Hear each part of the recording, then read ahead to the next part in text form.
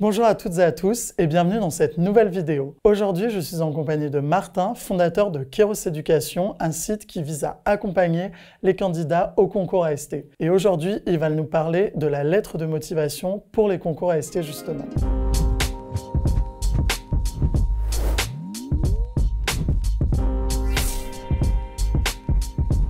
Bonjour Martin. Salut Max. Alors aujourd'hui, tu vas nous parler de la lettre de motivation qui, comme le CV, est une pièce très importante pour le jury dans le cadre des concours AST. Oui, effectivement, c'est une pièce qui est très importante, qui n'est pas forcément demandée en tant que telle par toutes les écoles, mais pour celles qui le demandent, c'est vraiment crucial parce que c'est ça qui va permettre de mettre en perspective le projet du candidat et son parcours.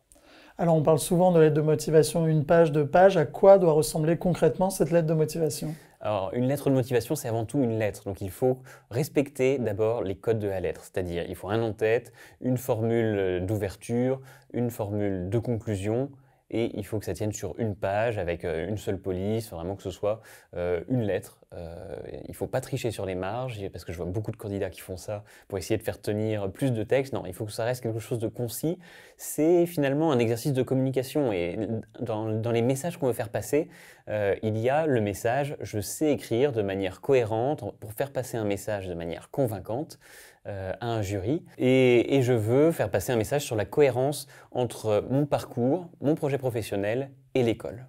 Je suppose qu'il faut faire aussi très attention à l'orthographe et à la grammaire, mais je pense que ça va de soi, bien sûr.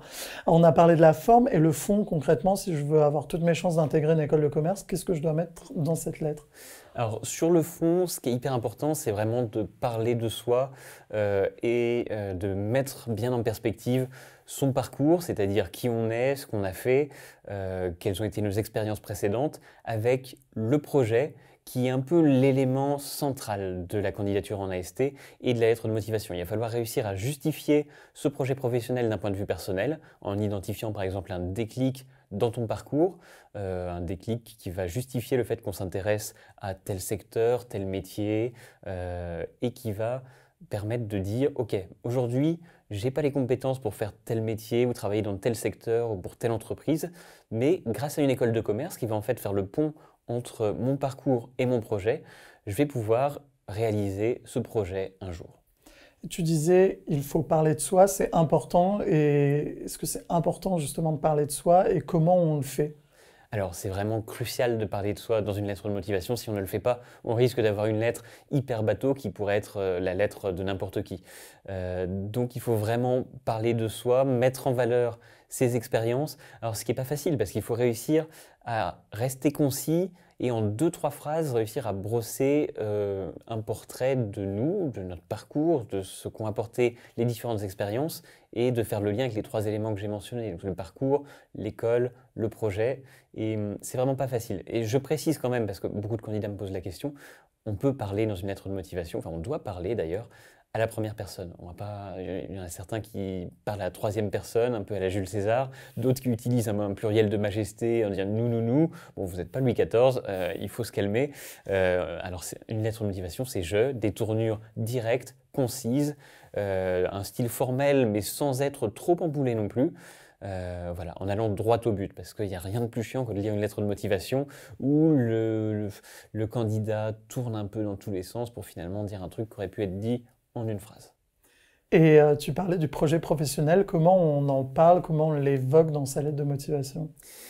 Alors le projet professionnel doit être évoqué par différentes perspectives, donc déjà par le parcours pour faire le lien avec comment ce projet professionnel est arrivé finalement, pourquoi est-ce que le candidat a ce projet professionnel, et d'autre part avec l'école, pour justifier pourquoi on va dans cette école, il faut dire j'ai ce projet professionnel et j'ai besoin de telle et telle compétence que l'école va m'apporter. C'est ça qui est vraiment crucial, c'est de faire le lien entre ces 3 éléments et d'avoir de la cohérence. Et ça montre aussi du coup qu'on s'est renseigné sur l'école, qui est, je suppose, très important, un facteur très important dans la lettre de motivation et même l'entretien d'ailleurs. Exactement. Oui, il faut montrer qu'on est renseigné sur ces 3 éléments. Enfin, le parcours et soi-même, normalement, ça va.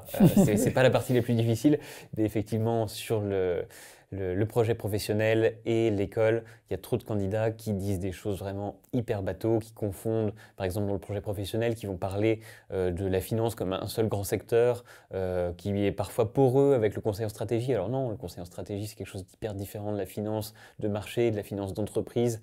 Donc voilà, il faut bien se renseigner sur son projet professionnel, réussir à brosser les 2-3 enjeux qui nous intéressent dans un secteur, dans une entreprise. Et c'est pareil pour l'école.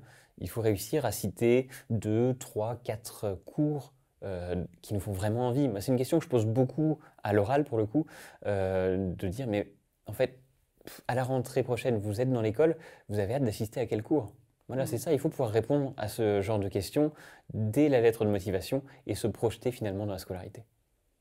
Merci beaucoup Martin pour tous ces conseils. Merci Max. Et merci à vous d'avoir regardé cette vidéo. On se retrouve très bientôt pour une nouvelle vidéo sur Business School. D'ici là, si vous avez besoin d'aide, n'hésitez pas à aller consulter notre rubrique dédiée au concours AST sur notre site.